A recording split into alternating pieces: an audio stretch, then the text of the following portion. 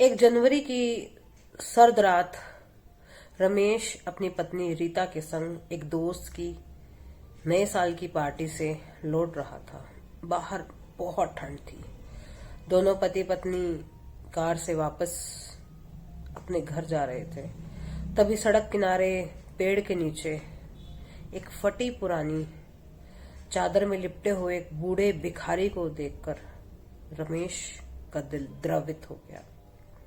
उसने गाड़ी रोकी। गाड़ी रुकते ही पत्नी ने रमेश से पूछा, क्या हुआ? गाड़ी क्यों रोकी आपने? वह बूढ़ा ठंड से कांप रहा है रीता, इसलिए गाड़ी रोकी। रीता ने कहा, तो? रमेश बोला, अगर यार गाड़ी में जो कंबल पड़ा है अगर हम उसे दे दे तो रीता ने बड़े अचरज से कहा, वो कंबल?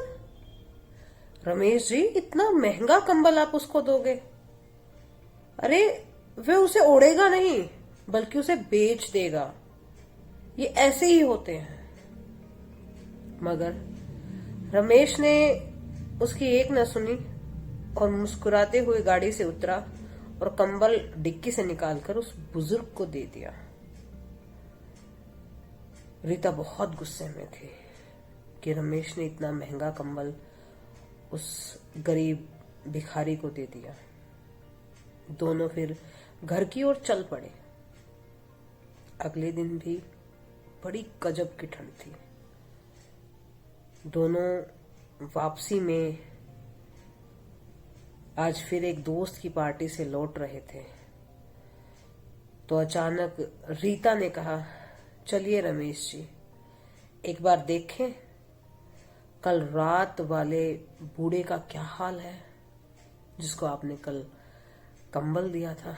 रमेश ने वहीं गाड़ी रोकी और जब देखा बूढ़ा भिखारी वहीं पे था, मगर उसके पास वो कंबल नहीं था जो कल रात रमेश ने अपनी पत्नी के गुस्से के बावजूद उस बुजुर्ग को उठाया था।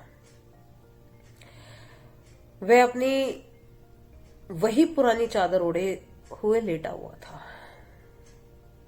रीता ने आंखें बड़ी करते हुए कहा, देखा, मैंने कहा था ना कि वो कंबल उसे मत दो, इसने जरूर बेच दिया होगा उसे।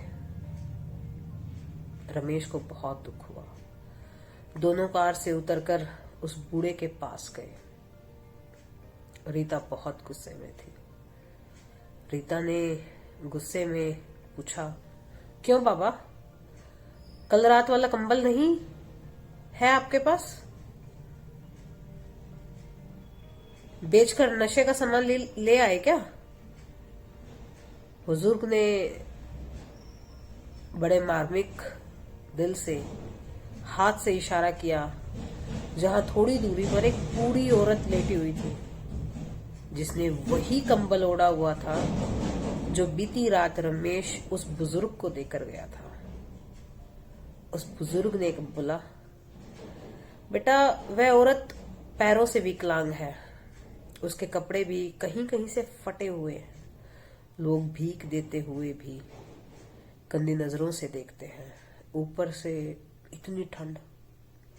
मेरे पास तो कम से कम ये फटी पुरानी चादर है, अगर उसके पास तो कुछ भी नहीं था, इसलिए मैंने वो कंबल उस औरत को दे दिया।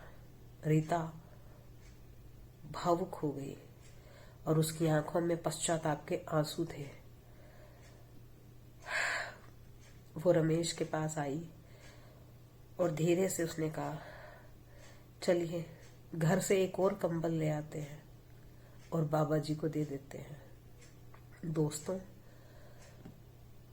ईश्वर का धन्यवाद कीजिए, उसने आपको देने वालों की श्रेणी में रखा है। जितना हो सके जरूरतमंदों की मदद कीजिए। मानवता से बड़ा कोई धर्म नहीं है।